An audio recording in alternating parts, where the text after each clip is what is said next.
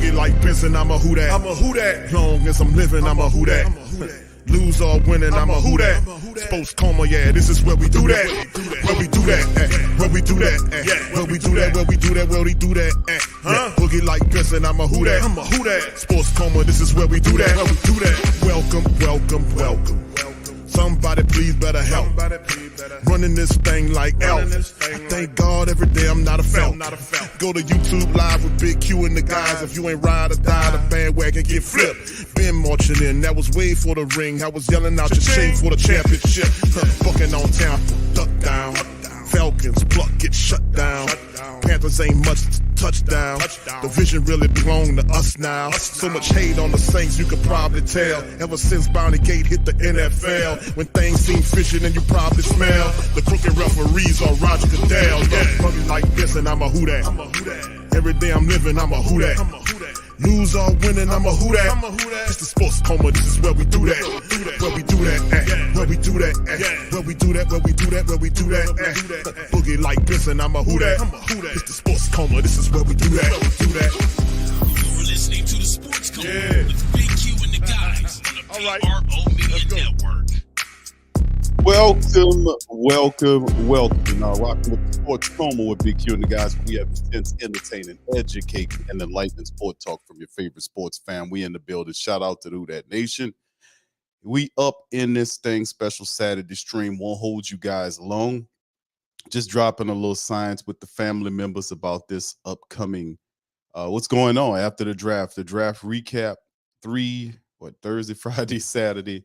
A lot of hours of draft coverage, man. He at the coma, man. We up in that thing, another completion, and then into the recap period, the undrafted free agents as well. So just a lot of great stuff going on with the family. A very pivotal time for the Who Dat Nation in terms of the transition of young players, the acquisition of players into the team as we get ready to ratchet up, as we get to the rookie mini camps later on, and then finally into the main time. So shout out to the fam. Please feel free to hit the like button, hit the subscribe button, hit the share button, because sharing is caring at the coma, man. Hit that share button, man. Much love to the fam. Appreciate y'all all for being in this stream.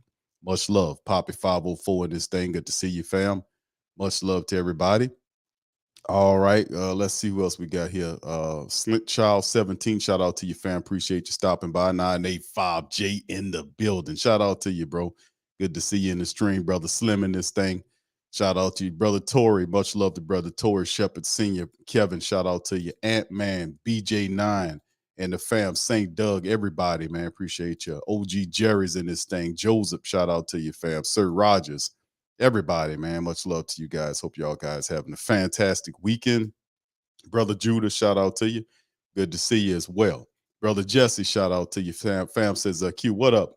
With that family, great draft, great day for us. Let's have a good combo and speak on it today. That's right. Let's speak on it, baby.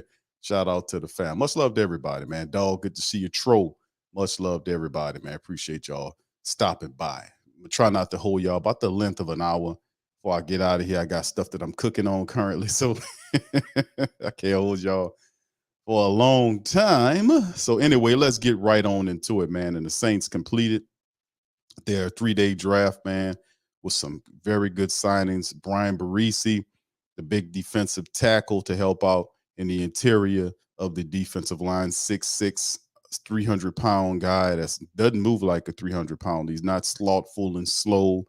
You got a very active big fellow. And matter of fact, that's what you want to have, a big active guy like that causing problems, not only helping you stuff the run, but also providing pressure from the interior of the defensive line, something we simply just did not do last year. So that was an improvement, getting him into the rotation with the Saints and just watching him develop this upcoming year and see how much of a role that he'll play with the defensive line, being that we'll have 3 new starters on the defensive line. So we have to watch that.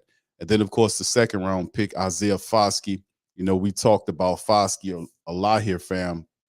We've been talking about Foskey and talking him up about and saying how good he is and which defensive end reminded us of Cam Jordan in the draft. Saints must have heard us, man.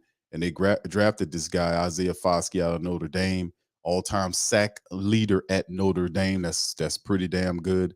And then he comes to New Orleans with that same intensity. Now, there's some stuff in his game that he got to work on, but I'm more than confident that the Saints will be able to whip him into shape and get him going for this upcoming season. Throw him in that rotation. Of course, we have the other guys that got to get going, Granderson and Peyton Turner. Those guys got to turn it up. But it's going to be a good competition at the end position opposite of Cam Jordan, and that's a plus. That's a big time plus because we got to keep the pressure on the opposing quarterbacks while stuffing the run, man. That'll help us out. And then, of course, in the third round, the Saints pick up Kendre Miller, running back out of TCU. A lot of people wanted Tajay Spears. He was there, but the Saints went with a more, I guess, physical back, a guy that can catch the ball out the backfield, even though he didn't. He had like 20-something catches at TCU this past year doing it, but you can see him doing it. I've seen footage of Kendre catching the ball out the backfield, setting up screen runs, breaking tackles, being physical, using his arm, his stiff arm, and all that kind of stuff, picking up blitzers in the backfield, doing it all, man. And it was a solid move by the Saints as they meticulously and thoroughly went about accomplishing needs in this draft. So first top three picks are pivotal because these guys will play some heavy-handed minutes for this upcoming season. So all intriguing. Then in the fourth round, Saints moved all the way up to get Nick Saldiveri from Old Dominion. They call him an offensive tackle, but the guy is probably going to end up at offensive guard. He plays tackle guard and even plays center. You've seen him in the Senior Bowl doing it. And the guy's just terrific, man. So he's a guy that a lot of people anticipate would ultimately replace Andrews Pete. So, yeah, but we love the versatile offensive lineman that can play multiple positions, man. That guy will be a big fit for the Saints. So that definitely empowers the Saints backups. Then they go into the fourth round again, trade back up into the fourth round and get a prospect quarterback, Jake Haener from Fresno State. And pretty much what he is, a lot of people look at Jake Haener as a guy that, he's 6 feet tall, just 207 pounds. His arm is not all that if you watch the footage, but he always seems to make plays. Big on leadership, very heady, high IQ player. Doesn't have all of the size measurements to 6'3" and all this kind of crap that a lot of people really love, but the guy knows how to play football. He's from Fresno State, same college as Derek Carr, the Saints' current $150 million quarterback. Matter of fact, is saying that Derek Carr had a part in getting Jake Haener here, having the Saints to look at him and bring him here, which creates harmony there. So there's no funny, emotional type situation like you've seen with a Brett Favre and Aaron Rodgers or an Aaron Rodgers and Jordan Love type thing. Now it's all love. So that is really a positive too. So plus this guy wear number 99, and in his own words, we played the interview yesterday that he idolized Drew Brees and wore his 9. And that's so really interesting that he idolized Drew Brees, wore the number 9, used to wear Saints merchandise coming up. And then he went to Fresno State, had a connection with Carr, and now he's the backup. That's all just amazing to me. But that was a pick that a lot of people thought it was a head scratcher. But I was like, nah, at some point the Saints had to get a prospect quarterback, and it was him. So, hey, man, you watch the tape. The kid could play football, man. That's the bottom line. And, of course, the Saints kept it going. Jordan Howden, the safety out of Minnesota. This is a guy a lot of people looked at. And he looks good on film. There's still some stuff he got to work on in his game. But at the end of the day, it was an interesting pick. I didn't think the Saints needed safety because that's our deepest position that the Saints had. But they felt like this guy could be an additive there. And, of course, with Marcus May, time coming up, he can get suspended for the DUI situation that happened when he was up in New York. That at some point you think that will happen and we might miss him. And then, of course, injuries are a part of it. So the safety room is very deep for the black and gold. And then ultimately in the final move, the Saints got rid of the fish man. They sent him packing. They sent him packing on out of there to the Broncos to Sean Payton so he can get him there. And then in return, the Saints sent back a 6th-round pick. So they gave up a 7th and they got the 6th-round pick so they can get back up into the draft and end up taking A.T. Perry.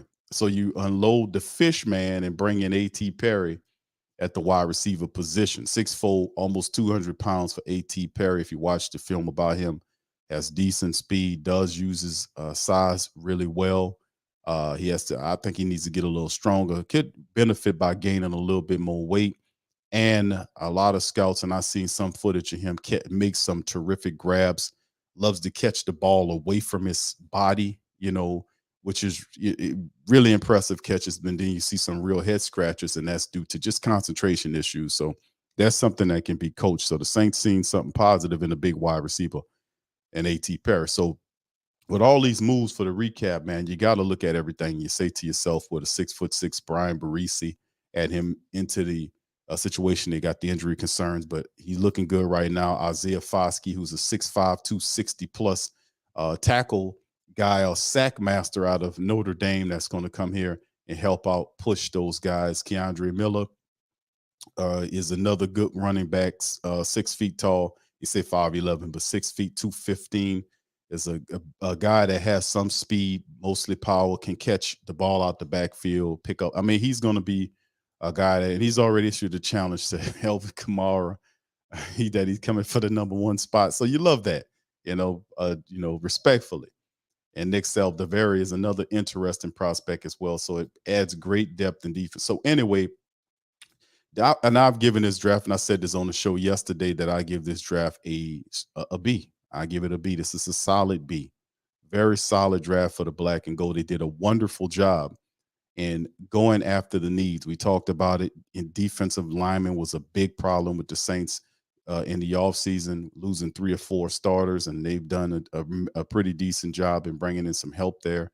And, Miller with the Kamara stuff looming, the backup offensive line position with Nick Saldiveri that can play multiple positions. Hayner's the prospect quarterback in the future.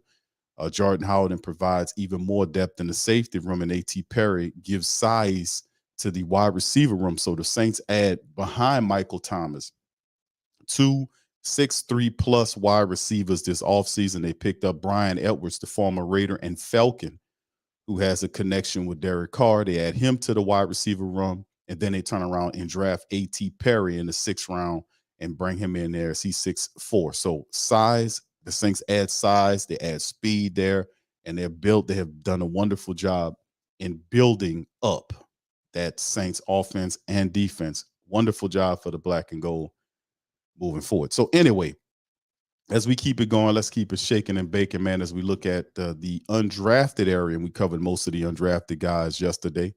And this is a few of the play, and this is everybody right now. The Saints signed, I think it was 11 of them. Running back SaRodorick Thompson Jr., offensive linemen Alex Pihlstrom and Mark Evans II, tight end Joel Wilson, punter Lou Hedley, defensive back Anthony Johnson, linebackers Anfernee Orji and Nick Anderson from Tulane, kicker Blake Grupe, and wide receiver Shaq Davis and Sy Barnett. So let's get into what some of the breakdown on these is provided by The Wire. Shout out to The Wire for dropping in and getting everything together and giving us pictures of these guys. So as we get into it, these are some of the newest members from the undrafted class added on to the draft. Anthony Johnson, defensive back from Virginia, 6'1", 203 pounds with a 32.3-inch arm span, but he posted below average athletic testing results, which hurt his stock. But he has good ball skills, 7 picks and 26 pass breakups, but he realized 21 penalties in college career, needs to clean up his play. So not bad, but that just shows that he's a bit of a gambler. And 21 penalties, that's a lot of penalties. And I watched footage on this guy, and he's physical, man, no doubt about it. But he gambles, but that's why his interception total is as high as what it is, because he gambles. But listen, the defensive back will tell you in college and in the pros that if you're going to get beat, you grab the wide receiver, you grab the guy.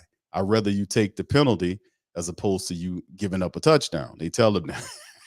So anyway, that's a few of the people listed there, but also they did add it, and the Saints keep the tradition going of getting Ohio State players, and they get one. Defensive tackle Jaron Cage from Ohio State the breakdown on him is Cage isn't a great athlete by NFL standards, but he's been a good rotational player for them at Ohio State. So with Sean Payton gone, they still keep somewhat of the Coach Payton mantra going as they add a defensive tackle, Jaron Cage, to the mix. And I remember, we can't discount Mr. Cage because the Saints always do a phenomenal job of finding defensive linemen, running backs, defensive backs, and wide receivers. They do a wonderful job of finding them in the undrafted ranks. And Jaron Cage will have an opportunity as an undrafted guy to come in there and do it. And of course, we're not done. I think the Saints they'll definitely still add talent as we get close to the draft. Some guys they'll release, some guys might get hurt. You know, it just really depends. So it'll be kind of fluid. But Cage is on is an undrafted guy the Saints are looking at. And it didn't stop there. They get punter Lou Hedley from Miami. He's an Australian guy. And this, you know, a guy they call one of the most interesting people in football, has a chance of unseating Blake Grupe in training camp. And we'll see how that goes. But Blake Grupe to me is a very sturdy player, has done a wonderful job. And it'll be hard for anybody to unseat him. But this guy all tatted up, man. You can see it. Colorful guy. But I'm looking forward because I've seen some tape on this dude. This dude is quite the character. So it'll be fun seeing what he does in camp. All right, we got wide receiver Sy Barnett, as you can see right here, family. You know, Sy Barnett doesn't have a picture. And it doesn't necessarily mean that he's great value. You know, usually that's the thing. They don't have a picture of him, so they'll use a generic helmet or image of a helmet. that happens. But anyway, I looked up this kid, man. What's interesting about him is he's very fast, has good speed. He operates in the special teams area and it's phenomenal because he also aids in kickoffs. Like he kicks off for the teams and does that kind of stuff. He punts and kicks and plays wide receiver. The guy is a kind of a utility type player, man. Really interesting. The Saints found this guy, picked him up, and that's one of the things. They just look underneath rocks and look all over here and there, and they find these people, man. And they got Sy Barnett from Davenport. So Barnett's highly athletic. He was cut from the same cloth as a Harty and Rashid Shaheed, but has big shoes to fill. So when you see guys like this that can help you in the special teams area, like how we did Deontay Harris Harty and Rashid Shaheed, Sy Barnett, we'll see what he can do heading into camp. So some intriguing characters. The running back, SaRodorick Thompson from Texas Tech. And they said he's not a great athlete by NFL standards, but he's been productive at the college level and voted team captain 3 times. So when you pick up a running back, right? When you get a running back in the undrafted ranks, you always kind of make us look. We looking, okay, SaRodorick Thompson, man, we got to pay attention to this guy because the Saints do really good at getting these running backs. And we'll see moving forward. So interesting. And of course, we got a couple of linemen to go in there. Alex Pihlstrom from Illinois is the center. He's another athlete they talked about. Plays all 5 of the offensive line positions. And that's a quality the Saints value. So that could be fun. And I don't know how well it is. I'm hopeful it's not like another Kelvin Throckmorton type of deal, but I seen footage on him. Wasn't blown away by it, even though he does play all of the positions. You know, he doesn't stick out like dominating at all of them. You know, that's that old saying of how this go? You're a jack of all trades, but a master of none type of deal. You know, I watched the footage on him, and he's a decent offensive lineman, but that's where he is. That's why he's an undrafted guy. He still needs to develop a bit, and this is the spot for him. In the tight end position, with the Fishman gone, they reaching the undrafted ranks, and I still think Foster Monroe has something to do with this tight end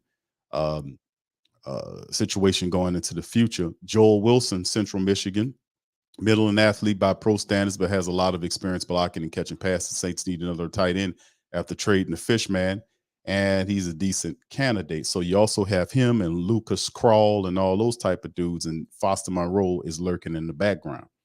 Okay, next player, another offensive line, Mr. Mark Evans II from Arkansas Pine Bluff, the same university that Teron Armstead came from, right?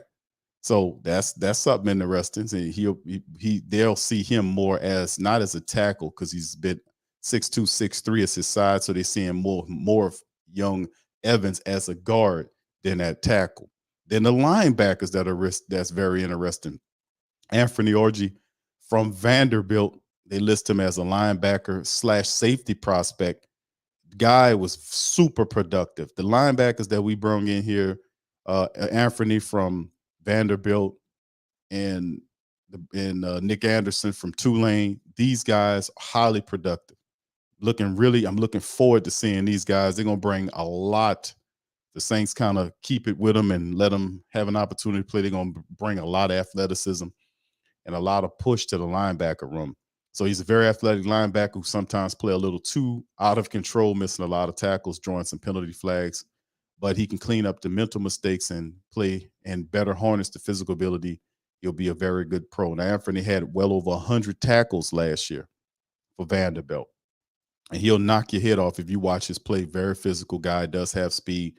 But he's right. He does have to work on discipline in this game. That's probably why he didn't get drafted. But this is still a good thing because it does provide us with athletic linebackers. And we call these the current crop of like these linebackers. They call linebackers, but really they're big safeties. Like you're talking 6'1", 230 or 5'11", 225. Those are like safeties. That's not even moved into the linebacker level. That's the evolution of the football now. Is you have these safety guys, and they calling them, linebackers now. But that used to be safeties, and they move down and they make plays. And with the moving and going into the popularization of the two linebacker sets, and you have those guys that have the ability to go sideline to sideline. A lot of pressure on the two. You put a lot of pressure on two, as opposed to it was a 3 linebacker look that they use to cover the field, but now they use an extra lineman there, and it allows or extra DB in the package, which allow those 2 linebackers puts pressure on them to cover all kind of areas of the field. So they got to have the speed, and then to be able to tackle well. So this is the prototype of today's NFL. And of course, Shaq Davis from South Carolina State. The Saints get a big wide receiver, 6'4". Some people say 6'5" in different profiles of this big wide receiver that they picked up, and they invested a lot in 60. So they handed out in years, investing in a 6'4" receiver. He has a good chance of making a roster if Traquan Smith, A.T. Perry, and Brian Edwards can't fight him off. So another giant wide receiver they bring into it. So it's like, you talk about the Saints and you can see what they're doing. We want big, fast wide receivers. Not that we don't want the little guys, because we don't really have super, little guys. I think our average wide receivers are like 6'1". You got Rashid Shaheed, he's like 6'1". Quan Baker, 6'1". Kirk Merritt, 6'1". Keith Kirkwood, 6'3". Traquan Smith is 6'2". So we don't have like small, like 5'11" or 5'10", like Deontay Harris Hardy was, a smaller. The Saints are kind of evolving to tall wide receivers that can go deep or go across the middle, and that's a plus in it. You want those guys to be kind of multifaceted. So we getting this guy, and listen, this is a good chance if all these guys stay healthy that we can ultimately get Traquan Smith out of here, man. Yeah, it's time for we keeping him because he blocking Q. Well, no, we don't need all that, man. We need somebody that's gonna come on up in here and play the position, and not only just block but catch when the ball is thrown to him. So I think that's going to push things a bit. And then Nick Anderson, I mentioned him early on. Fantastic addition. His role partner, Dorian Williams, was picked up in the 3rd round by the Buffalo Bills. Shout out to Dorian Williams. Shout out to Tajay Spears, who ultimately got drafted by the Tennessee Titans. So the two really fantastic Tulane players found homes in the pros, and they were awesome. Special what they did with Tulane this past season. Nick Anderson didn't get the big praise of Dorian Williams because he's a bit undersized, but he can play the position. The Saints seen this kid, and they went and grabbed him, so congratulations to the Saints for doing that. But, he's 5'11". Like I said, he's 225, but he was super uber productive at Tulane. He had over 100 tackles this past season. He was making plays all across the field on the defense, and it's super cool that we were able to get a Tulane person on the team. So wonderful. And of course, we see The final move was Blake Grupe. He was the first guy they actually signed from Notre Dame, and they're thinking like him pushing Will Lutz. Now, Will Lutz, and we talked about this yesterday when the Saints signed this guy. He was the first free agent the Saints picked up, was this kicker. And the thing is, Blake, if you watch his footage, he don't wow you. I mean, he's a smaller guy, but he's pretty accurate kicking the ball. But to unseat Will Lutz, you got to go a long way, you know. But that's the thing. Will Lutz last year, after the core surgery that he had, he went from 82, whatever it was, 82% kicking in 2020 or 2020 or 20, because he missed the year before last with the surgery. They shut him down, and he had 74%, which is drastically the lowest field goal percentage that he's had in his career after the surgery. So when you see the Saints do stuff like this, and they also have Alex Quavito, who is another kicker they have here that's on the team, when you see them doing that, adding multiple kickers into it, what do they know? Are they anticipating Will Lutz, Clutch Lutz, not to be himself? I mean, that's a severe drop, man. So when you're coming off an injury like that, that's something that you have to pay attention to. So we'll just see, man. We'll see how it all goes. So these are some of the guys, man, we talking about here. Our undrafted new members of the team, that's added to. So the Saints covering the waterfront on a lot of this stuff. So let's go to the depth chart right here so you guys can see what it all looks like. Once again, this is an unofficial depth chart currently added with all of the talented players on it. And that's drafted and undrafted and free agents and current people on the team. This is everybody. Okay. And the green is like the newest addition. So as you can see, we look pretty damn good. I'm not going to tell you no lie. This is what it all looks currently for the Saints. We start with the quarterback position with Derek Carr. And then you see him with the $150 that the Saints looking at giving him. Jameis Winston opted to come back. They reworked this contract. Then you see Jameis. This is fantastic because I think we got probably one of the better combos at the quarterback position once Jameis gets healthy. So we're feeling real good about ourselves right there. And you can see Jake Heiner, the draft pick, the young rookie that they brought in with the practice squad quarterback, Jake Luton, behind him.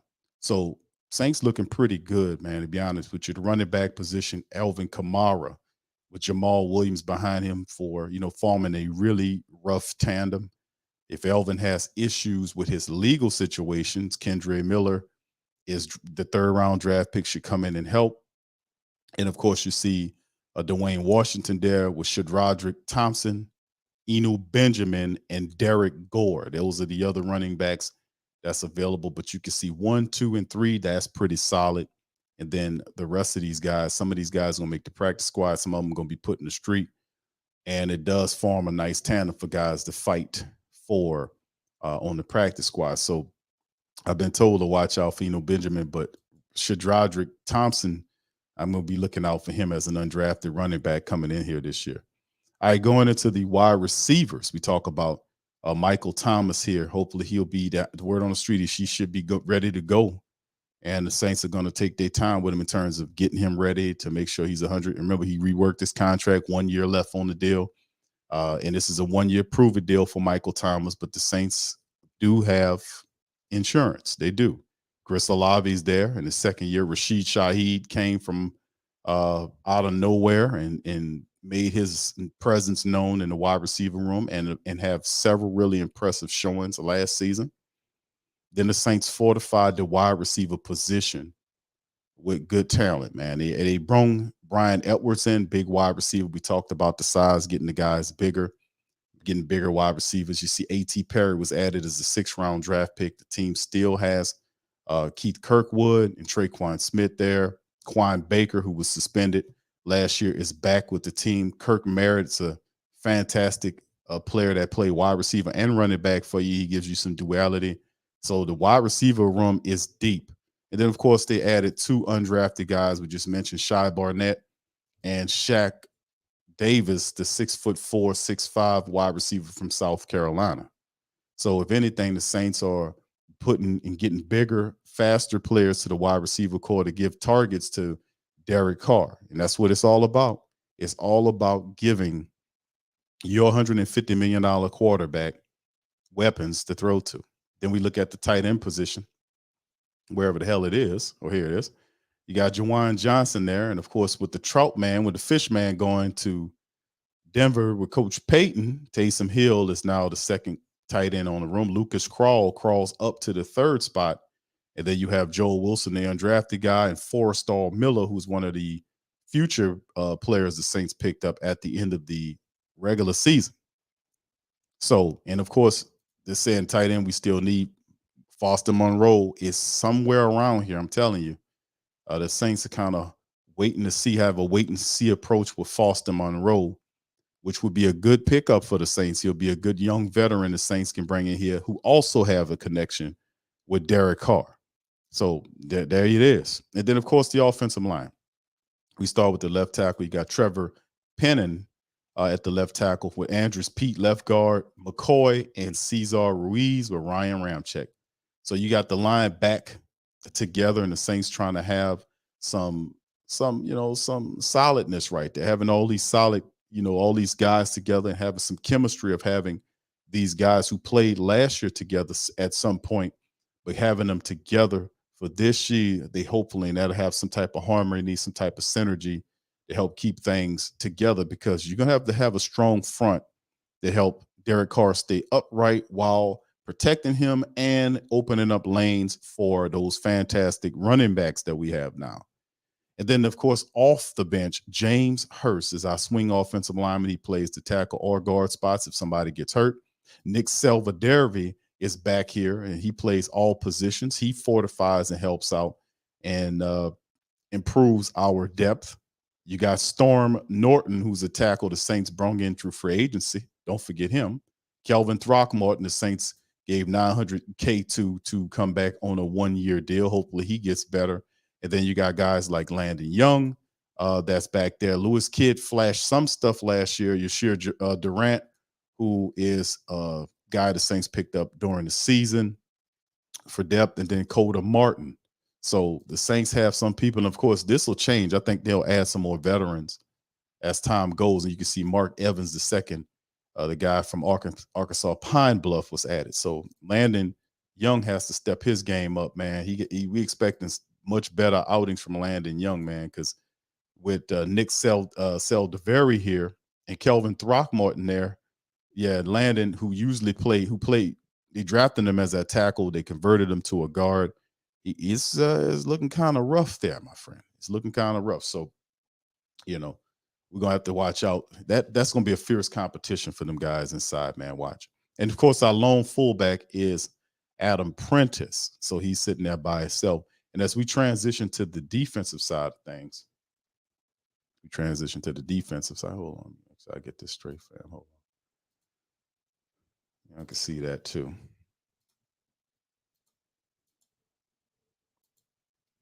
All right, hold on. Yes, spam for whatever reason is acting funky on me. But anyway, for whatever we can see, you see Cam Jordan line up right here, and of course Nathan Shepard, Brian Barisi. They got him slid right here next to. They got that. And remember, let me just let y'all know this is unofficial. So if you see something like that happen where they moving Kalen Sanders out, it's unofficial depth chart. So hold on just a second, family. Let me see. I'm gonna do this again because it's acting kind of funky on me. All right.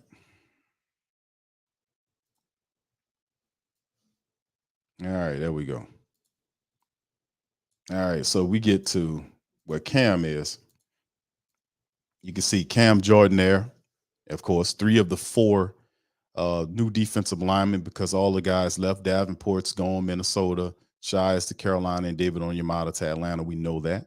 So outside of that, we see Cam, and they got Nate Shepard and Colin Sanders is the ones that we have interiorly here with Carl Granderson there. So behind those guys, we see guys like, let me see if they have Barisi's Not going to be. I think he'll be added to him, but it'll be a fight for it. But I ultimately think that Colin Saunders and probably Nate Shepard will start the year off. We'll see. It'll be interesting to see how it works on the opposite side, because you have guys like Peyton Turner, Isaiah Foskey, the second-round pick this year, and Carl Granderson. All of those guys are right around the same makeup. They're 6'6", 6'7"-ish, some 6'5", 6'6", 6'7" defensive linemen with a degree of athleticism. The issue with Peyton Turner has to stay. He has to be healthy. Isaiah Foskey's been steady, so he's going to put pressure on Peyton Turner to turn it up. And Carl Granderson, the guy that knows more than both of them guys, and we'll see where he fits in the deal. But at some point, if you're a general manager, you got to look at it and say, I drafted this guy, Peyton Turner, with a first-round draft pick, and I have to justify paying him first-round draft pick money. It's all about the cake, right? So that's what it basically comes down to. Can he, earn this spot? But it's going to be a battle to see. Then outside of that, Malcolm Roach is in the mixture. Tanu Passanyo, Jabari Zuniga, who's a practice squad player with Emile Prince, who is a 300-pound defensive tackle that didn't really get any kind of reps last year. He was mostly on the practice squad. So they got a few other guys the Saints have to add in. Our defensive tackle we talked about. In the side of it, you can see that Jaron Cage is not added to this unofficial depth chart yet. He's not added to it yet. So he's in the mix here as well. All right, so anyway, then we move on away from them to the linebackers as Pete Werner and Demario Davis with Mr. Zach Bond. And that's a three. A lot of people know Pete Werner and Demario could play, but if Pete Werner gets banged up again, where does that place us? Where does it place us indeed? Is Zach Bond capable? We'll see. Does he have the ability to turn in like a Kid Nellis type year like last year? One would hope that he can do that. And then behind him, this is where a lot of the competition will happen. DeMarco Jackson, last year's 5th-round draft pick out of Appalachian State. They had a lot of eyes on this guy, his game, how he plays, fierce sideline to sideline. So we'll be watching out for number 52 and seeing what he can bring to the defense. Andrew Dowell, who flashed a couple of years ago who had a few solid games several years ago, he's back, but mostly looked at as a special teams guy. Ty Summers, Ryan Conley, Nephi Sewell, these guys were practice squad guys and special team guys. And then, of course, you see the undrafted guys from this year, Anfernee Orji and Nick Anderson from Tulane. So these guys push the room. Can they eventually kind of get up into the second level? And we'll see. I'm going to be looking very closely at these undrafted linebackers and see how much pressure they put on the room. And then we go to the secondary. Laddie Daddy and Paulson Adebo, or the guys at nickelback, they have them listed as Bradley Roby here. Remember, this is unofficial. All right, so in behind the corners, you look at them, you see Alante Taylor, Isaac Yidam, Lonnie Johnson Jr., who was brought in as a free agent as well. You got Hugo Amadi's there, Vincent Gray, JT Gray. So you got two Grays, Smoke Mundy, Troy Pride Jr., and Jonathan Abrams added behind Tyrann Mathieu. And Marcus May is there as for the starter with Jordan Howden, the draft pick. So there's a lot of talent. Like I said, I think the secondary is the deepest area of the team. They are completely loaded. Adding Jonathan Abram and adding Lonnie Johnson Jr., drafting Jordan Howden, still having Smoke Mundy, re-signing JT Gray, adding Ugo Amadi, who's a special teams ace, kind of ratcheting things up for the secondary, man. And remember, mix that with the fact that on defense, the Saints have a total new secondary. There's a brand new secondary in terms of the coaches that's available there. So remember that we talking players, we talking coaches too, fam.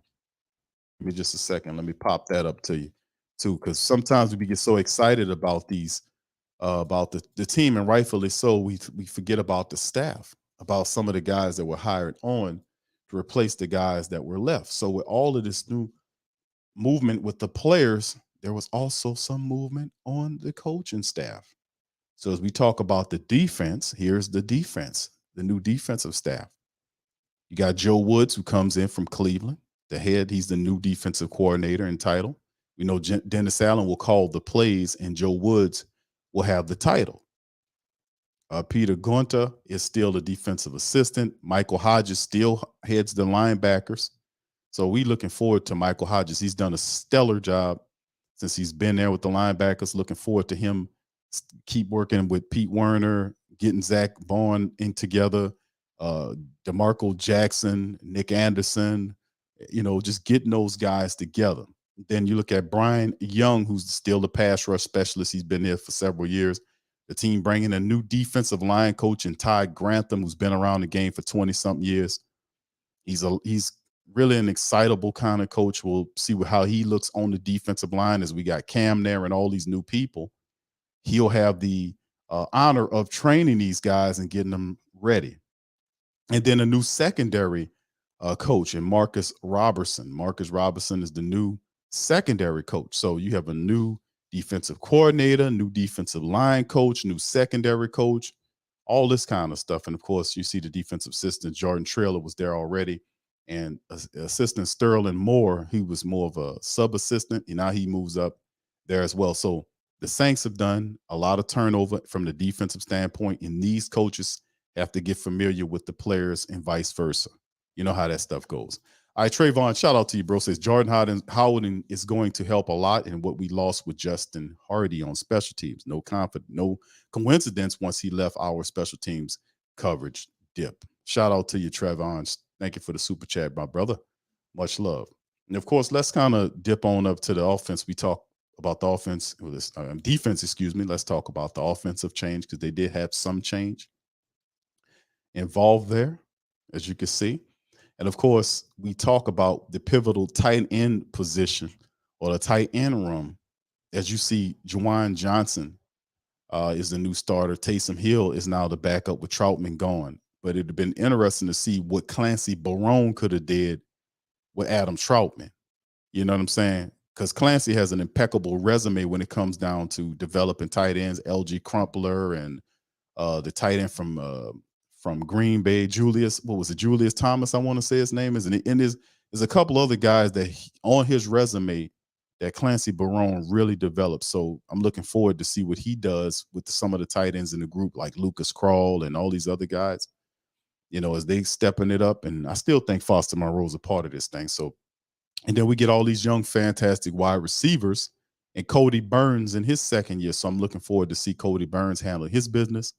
And it's just really cool. So you see the rest of these guys are there. And then a new offensive line assistant, Kevin Carberry, was added. And this list doesn't have Jari Evans, who was also added to the Saints office. So that's a big part of a positive change too. So Pete Carmichael, still the OC with Ronald Curry. People were looking at Ronald Curry. Ronald Curry stayed put with the Saints, and he's running the passing game coordinator and quarterbacks coach. But I don't think, this year he almost balked and left, but he stayed with the team. So it's going to be interesting to see exactly, hopefully the Saints could give him more of a role. I know he's a passing game coordinator. He already works with Pete Carmichael. Maybe Carmichael can do a better job in having Coach Curry to assist him in the game plan, because sometimes Pete gets tunnel vision. And of course, the special teams coaches, Darren Rizzi and Phil Galliano. I've been real kind of stern on Darren Rizzi because I don't like how he's been handling the coverage abilities of the Saints special teams. They're not blocking. They're not blocking on the the punt returns and the kickoff returns. Guys are running right straight through their blockers and causing us problems. We're not getting the return yardage that we could be getting if he gets these guys on code and gets the right guys to block and learn how to block. It's very annoying. Very annoying. We got some real good returners over the last several years, and it was stifling the Saints kick return and punt return abilities is bad blocking. They're not blocking correctly, and it's consistently game after game. So Phil Galliano, I was hoping that he take the reins, but obviously Dennis Allen didn't want to have too much turnovers because Darren Rizzi is still sitting out as the special teams coordinator. And of course, you see Dennis Allen sitting on top of the team. So Dennis Allen added his people to the team, right? Not too much turnover on the offensive side, but if you look at the defensive side, a lot of these guys are Dennis Allen's guys and a couple of the assistants. So A lot of guys that was Peyton guys are gone and Dennis Allen guys. So it should be more comfortable for him to do this team, right? What you think? You think? We shall see. I don't know, man. It's strange. But anyway, this is a couple of looks at some of our new undrafted guys adding to the fray. This is SaRodorick Thompson, the running back that we picked up out of Texas Tech. This is Alex Pihlstrom, the offensive lineman that plays 3 position. This is Mark Evans II, the offensive lineman from Arkansas Pine Bluff. This is the punter we're talking about, Lou Hedley, the Australian fella that's tatted up, quite the character. This is Anthony Johnson, the defensive back from Virginia. You know, we also have this is Anfernee Orji, the linebacker. You can see he got to the quarterback a little late, but he got a pop on him. This is, of course, Nick Anderson, the linebacker from Tulane, diving in and making the play. He had 100+ tackles last year, and this is the kicker, Blake Grupe from Notre Dame. You know, knocking that thing, about to knock it on through. Shaq Davis, the big wide receiver, from South Carolina, going up to get the ball. And like I said, man, it's going to be an interesting year for the Saints as we move forward to see how we will put it all together. Now, on to some more news. NFL targets May 11th to release the 2023 schedule. All right, this is from ESPN. NFL is targeting the May 11 date as the release for its 2023 schedule, according to sources from Adam Schefter. Commissioner Roger the Skunk Goodell and scheduling czar Howard Katz will meet Monday as they continue to try to finalize the schedule. They gain more clarity for the task, particularly in scheduling primetime games with recent trade of Aaron Rodgers to the Jets and the re-signing of Baltimore Ravens quarterback Lamar Jackson. NFL Vice President of Broadcast Planning Mike Nort has been leading all the scheduling briefings with Goodell and will continue to do so through the completion of the process. And NFL officials Ani Bosi and Charlotte Carey and Haynes Schroeder also have participated in most of the briefings with the Skunk. NFL season opener will be played on Thursday, September the 7th. Traditionally, the reigning Super Bowl champions have hosted that game. Last season's schedule was released on May the 12th. So there you go. So that's a little information for the family members who will say, hey, Q, when are we going to know this schedule? There you go. You got a time frame for May the 11th. All right. Anyway, on to the next stuff.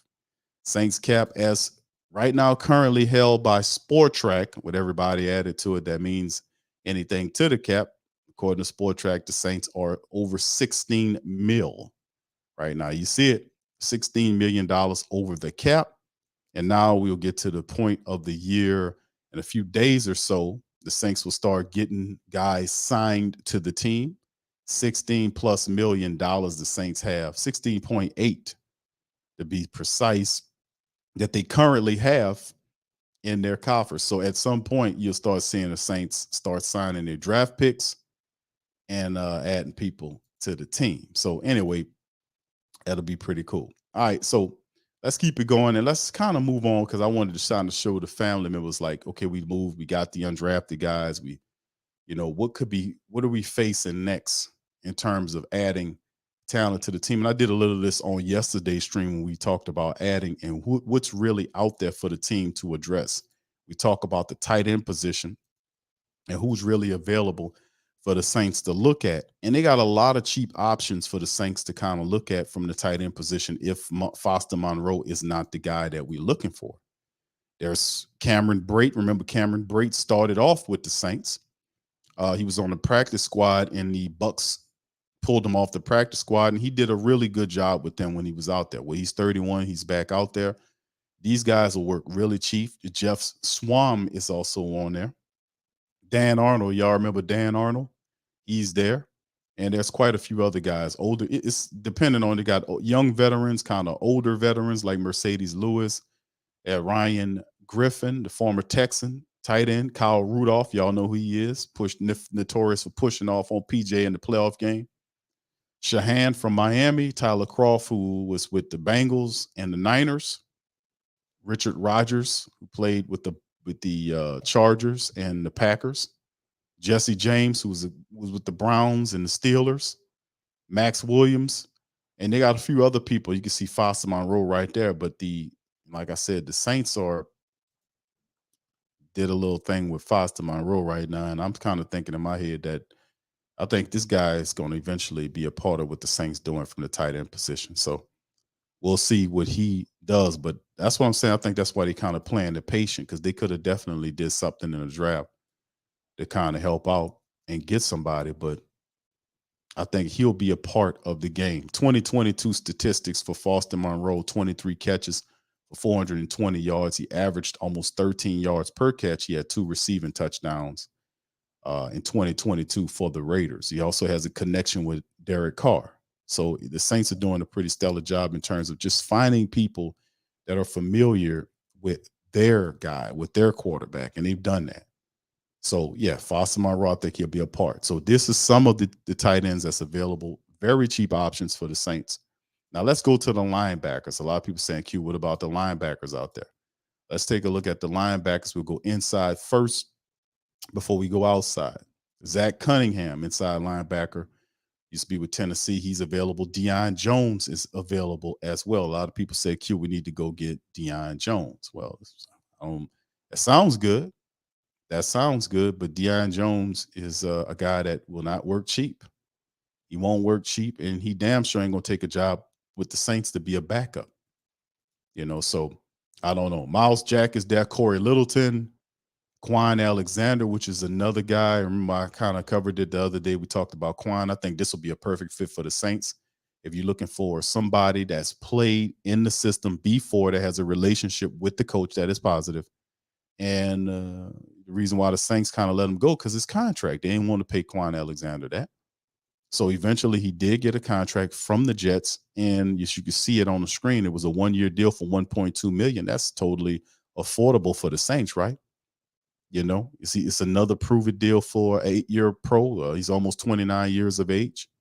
Quan Alexander does make sense from a schematic standpoint as well as from a monetary standpoint. He didn't want to sit behind Pete Werner the first time, but things have changed, right?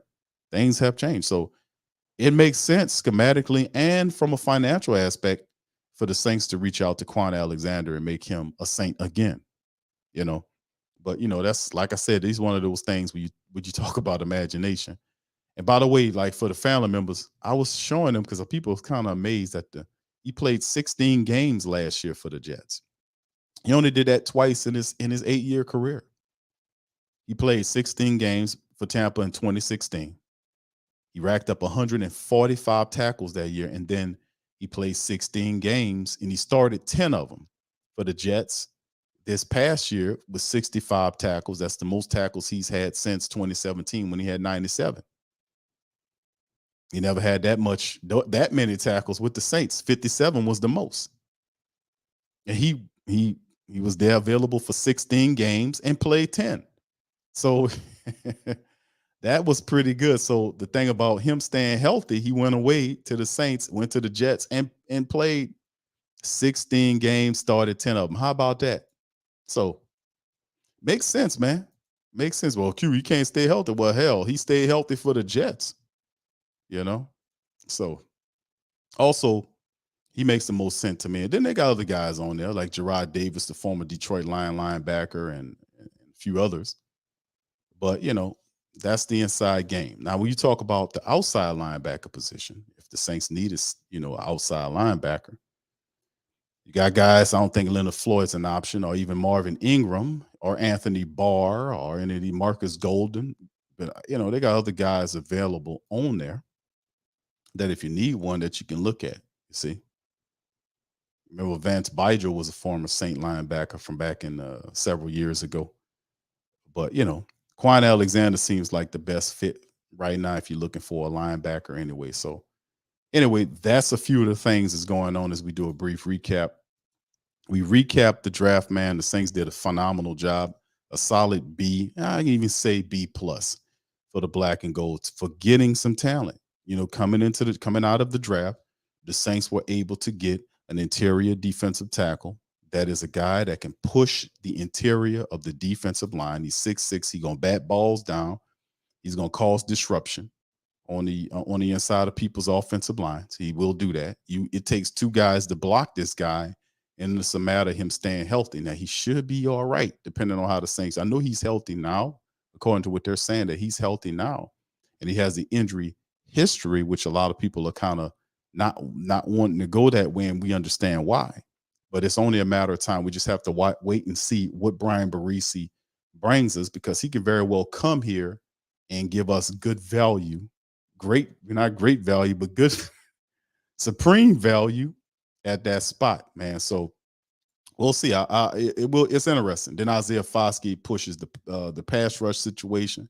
You can stun them as well. So it's good we having these 2 guys. Both of these guys are disruptive players, inside and outside. They are disruptive players.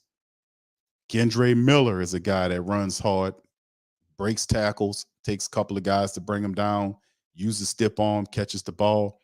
He ain't he's a 4.5 something runner. I don't think he's super fast, but on film he's not fast like track style or track speed fast on as you clock him.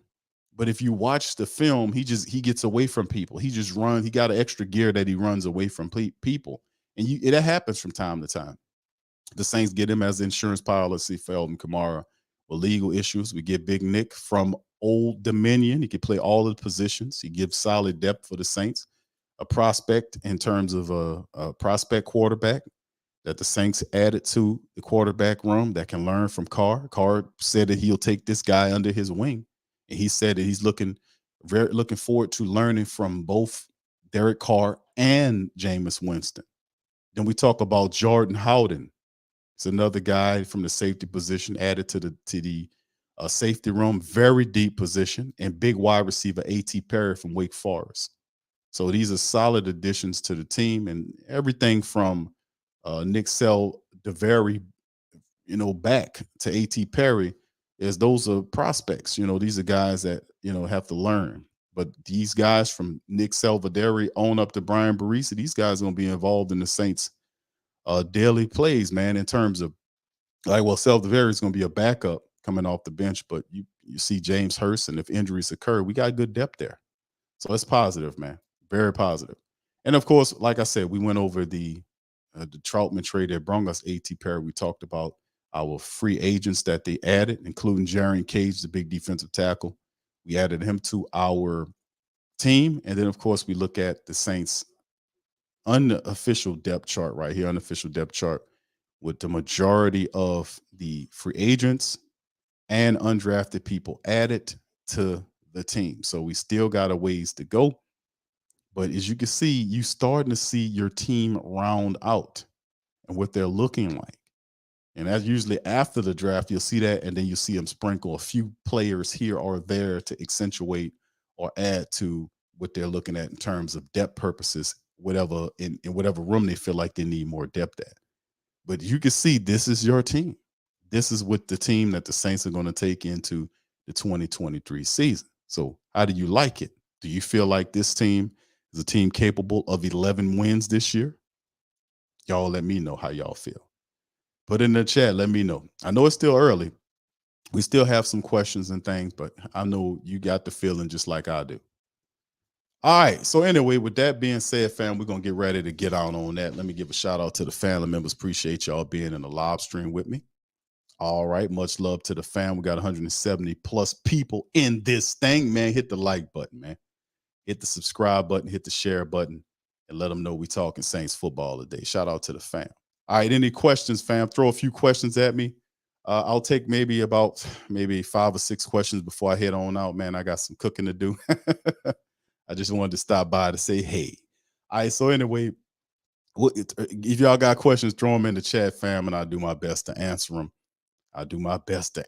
Baby. All right. Dre Day says, you the man. Q. 8 hours yesterday and back at it today. Your dedication is unmatched. Thank you, Dre Day. Much love to you. Appreciate you, sir. When you a diehard black and gold man, brother, you know how it is. You know how it go, baby. King Chosen One, shout out to you. Much love to you. All right, good to see the family out there as well. Trey Day also says zone runs behind Penning will be unstoppable Also, Nick SaRodorick also is pretty good at handling the business. He's very fast and he can move out and make blocks and on the move, getting to the second level and pushing people out. He did it during the Senior Bowl. Very, very easy for him to do. So the Saints keeping up them big athletic offensive linemen, man. I can't, discount them. They're doing a wonderful job. All right, Kai, shout out to my guy Kai is in the building. Foskey and Kendre Miller was steals in the draft and a great pickup for the Saints. And A.T. Perry is a great addition as well. Shout out to you, brother Kai. Mr. Fire D, shout out to you. My friend says going to be a good year. I hope so, bro, but I just wanted to make sure the big thing is not the talent. I've said this countless times. It is not the talent of the team that I'm concerned about, because we always get talented players. For me, it is the maturation of the guy that's running the team. Did he improve? And how much did he improve, if he improved? Because that will be a big part of the success here for the Saints. The head coach has to be on code with his team. And, man, we just have to see how it goes. But how much did he learn is the big question I have. Brother James said, what's good, Q? Catching up on my research on some of these players they drafted. I ain't going front, big dog. I know you're going to laugh. I stopped watching after they let Detroit get Hooker. 8 wins, I think. Okay. 8 wins. So we get one more win. So we just creeping up the win total with Dennis Allen. So by year number 3, he'll have 9 wins. Okay, 7, 8, 9. I got you, brother. I hear you. Thank you, brother James. Marley Mall says, Q, says Saints are 16. Yes, according to Sport Track, Saints are 16 point. Well, let me put it up for you again. 16.8 million over the cap, according to Sport Track, as you can see it right here, my brother.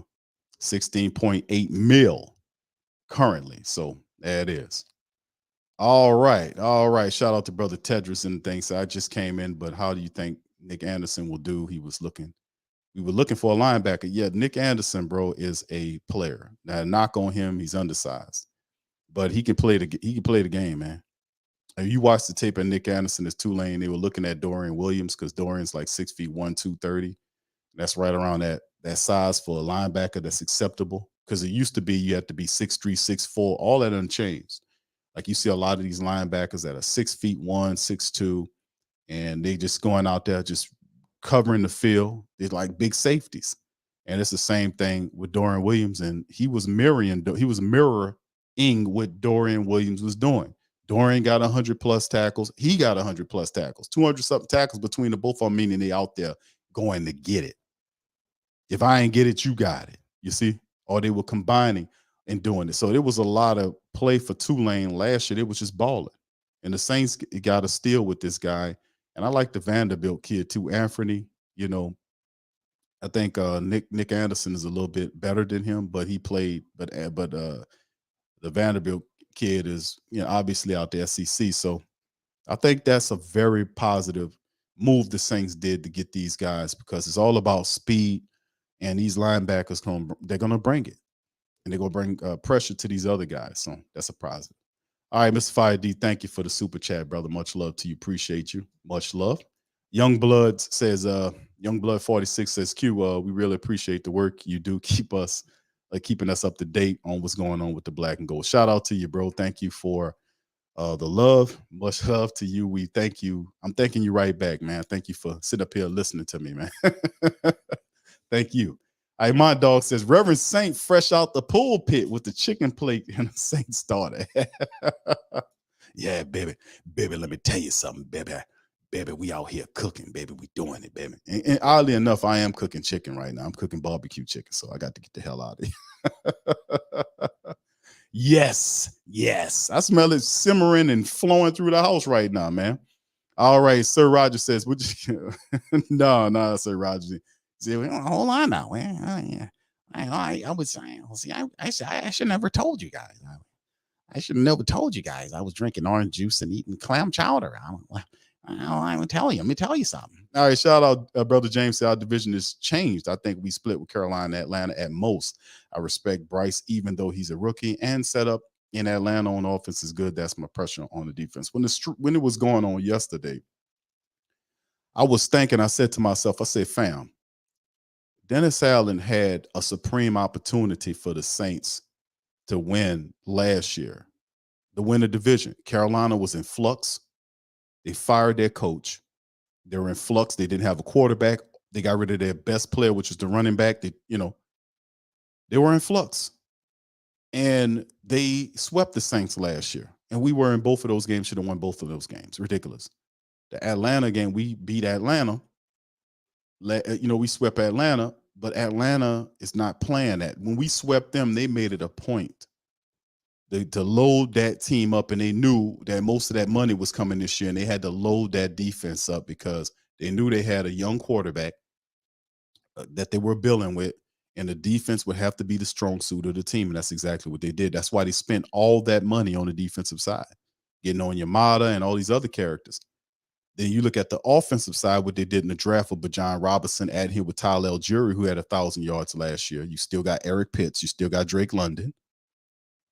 And then they added a slot weapon in Scotty Miller, who we don't even talk about this stuff until the game starts, and you see Scotty Miller in the slot catching passes. He did that in Tampa Bay. Then they had Mac Hollins, who's a big wide receiver. So they got two big wide receivers and a smallish slot guy with a battering ram running type of attack with a game-managing quarterback in Desmond Ridder. Now, Ridder is not going to stink it up because he's very developed as a young quarterback. He had 4 years of college experience at Cincinnati.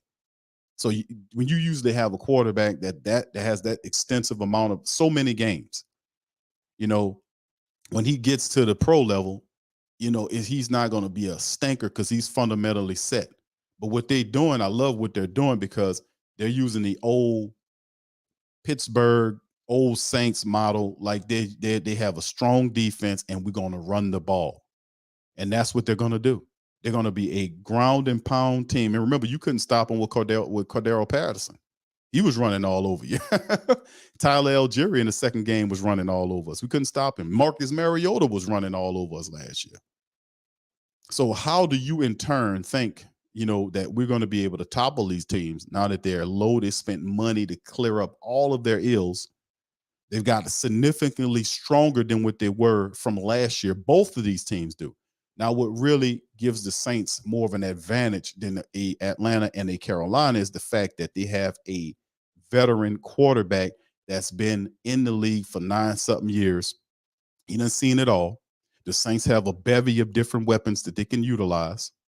And that gives the Saints somewhat of an advantage because these other guys have to still figure it out. Bryce Young, as good as he is, he still has to take some time to figure it out. Bottom line. Same with Desmond Ridder in Atlanta. So it's not really going to be it's going to be a 3-team race, no doubt about it, because Tampa Bay is going to allow itself to stink this year. And obviously what they were doing is they definitely plan for the future years. If you got Baker Mayfield as your quarterback, they missed out on a lot of stuff. So it's a 3-team race. The Saints have the advantage because other quarterbacks don't know a lot about how to be a quarterback in the NFL. And Derek Carr does. He's done it multiple years at a high level. Now, he hadn't won a lot of games. He won 63 games versus 79, 79 losses. We get you, but not all of that. We smart enough to know that that's not all his fault. That's why his stats were so high, because he was forced to throw a lot because the defenses were bad. But in the recovering re-addition with the Saints defense, strength of the defense last year was the secondary. They've done a phenomenal job of bringing in talent to keep the pressure on the quarterback and filled in its interior defensive line, which was biggest need. They've done some stuff from a linebacker's perspective, still say they need to get a veteran. Quan Alexander will help. You're going to have injuries that occur. They just have to fill them in. The secondary is very strong. The Saints added wide receivers looking pretty good. The Elvin Kamara thing, they got the running back in the 3rd round, and Kendre Miller. That's a positive. A lot of positive stuff for the Saints. And then people say, what about the tight end? Still Foster Monroe plays a part in this thing because his connection to Derek Carr and the Saints feeling like, hey, man, if he could pass the physical, we good. And he already reported that he was able to get past it. They took a physical. They ain't report on it. That I don't know what they're doing. They probably allowing some time to elapse. But at the end of the day, you don't trade Fishman for nothing. That's what when I seen them during the stream trade Fishman to Peyton at the back of the draft, I thought to myself, I said that Foster Monroe kid must be a lot further along than we anticipated, because you're not going to trade your second string tight end and don't have a solid tight end to replace it. So Foster Monroe at some point has to be a lot further along than what we thinking he is. And I'm anticipating probably in the next couple of weeks to a month or so prior to the training camp and all this other stuff going on, we should hear something from that, you see, because that was the big thing. Giving guys like Derek Carr, guys he's comfortable with, a safety blanket like a Foster Monroe and the other guy, Brian Edwards, and stuff like that. So we'll see, man, because we'll be here watching it the whole way. We'll be watching it the whole damn way. But like I said, I don't have no ill will toward the Atlanta Falcons or anybody else. I love what everybody's doing, because what they're doing is they're uplifting the strength of the NFC South. They're making the division, more formidable, more action-packed. We've got a lot of young stars from college that is in the NFC South once again. Carolina is aiming in the right direction. So is Atlanta, and the Saints are there. So it forces everybody to get on code and to move in the direction of winning. So these games are going to be absolutely fantastic. So with that being said, I'm going to get out on that, man. Listen, I appreciate the family members for chiming in. I love y'all. I thank y'all for all of the support. Please feel free to support Pro Cafe family. Support Pro Cafe, our 24/7 live lo-fi channel. You put it on and put the music on in the background when you're cooking or whatever, driving around. It's chilling music. We got Pro Cafe in effect. It's live right now. It's been live. Go there and subscribe and support that platform. Also, feel free to go to protv.com. Protv.com is active, and that's our new hub for all our content creators that work with the Pro Media Network and the Sports Coma, man. It's another way to give exposure to people to build. I didn't have this coming up. There was nobody out there doing this. We had to build it up on our, and I told myself, I said, when we get to a certain point, we're going to give back to the community. And that's what Pro TV is. ProTV1ONE.com. Y'all put it in your phones. Go there and support the content creators, man. Because we constantly adding more there as well. So Pro Cafe, our lo-fi channel, 24/7 lo-fi channel is in effect. ProTV1ProTVONE.com.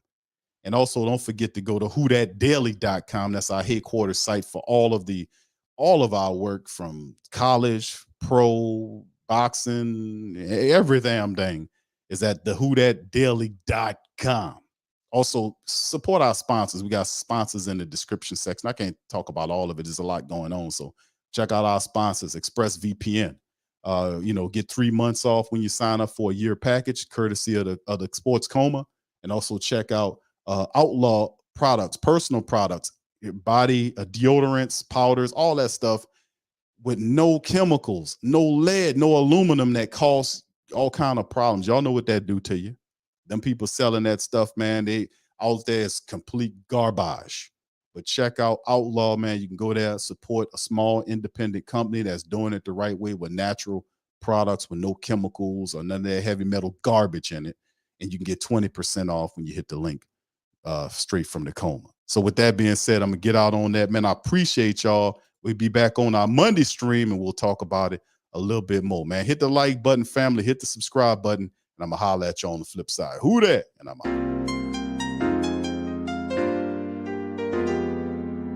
Yeah. Boogie like Benson, I'm a who that. I'm a who that. Long as I'm living, I'm a who that. Lose or winning, I'm a who that. Sports Coma, yeah, this is where we do that. Where we do that, where we do that, where we do that, where we do that, where we do that, Boogie like Benson, I'm a who that. I'm a who that. Sports Coma, this is where we do that. Where we do that. Welcome, welcome, welcome. Somebody please better help. Running this thing like Elf. I thank God every day I'm not a felt. Go to YouTube Live with Big Q and the guys. If you ain't ride or die, the bandwagon get flipped. Been marching in, that was way for the ring. I was yelling out your chain for the championship. Fucking on town, duck down. Falcons pluck, get shut down. Panthers ain't much touchdown. The vision really belong to us now. So much hate on the Saints, you could probably tell. Ever since Bounty Gate hit the NFL, when things seem fishy, then you probably smell the crooked referees or Roger Goodell. Yeah, funny like this, and I'm a who that. Every day I'm living, I'm a who that. Lose or winning, I'm a who that. It's the sports coma, this is where we do that. Where we do that at. Where we do that at. Where we do that, where we do that, where we do that at. Boogie like this, and I'm a who that. It's the sports coma, this is where we do that. You're listening to the Sports Coma with Big Q and the guys on the PRO Media Network.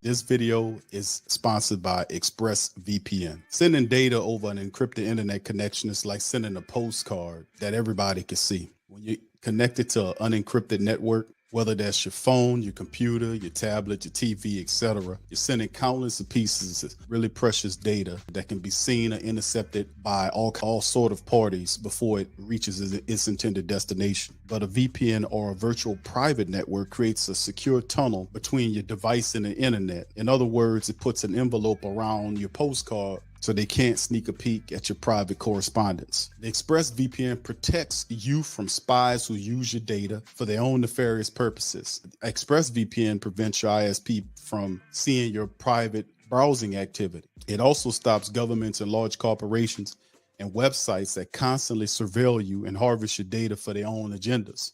ExpressVPN gives you unrestricted access to all parts of the internet, so you can watch shows in other countries and even get certain discounts. So to get ExpressVPN, just click the link below.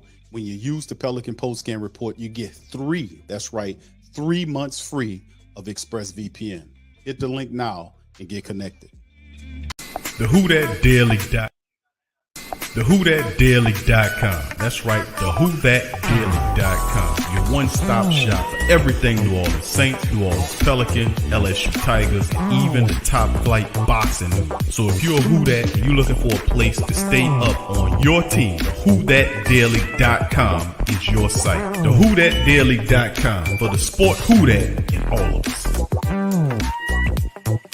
Check out the Pro Shop. That's right, the Pro Shop is the platform store where you can go and buy all the latest merch to support the platform. Available at the Pro Shops, we have dozens of hundreds of products available for you and your family. Unisex tees for men and women, hoodies and sweatshirts, tank tops, kids and baby items, long sleeve tees, mugs, pillows, wall art, bath bedding, face masks, phone cases, stickers, bags, fanny packs, socks, hats, and many other items. Please feel free to check out the Pro Shops. The link is in the description section below.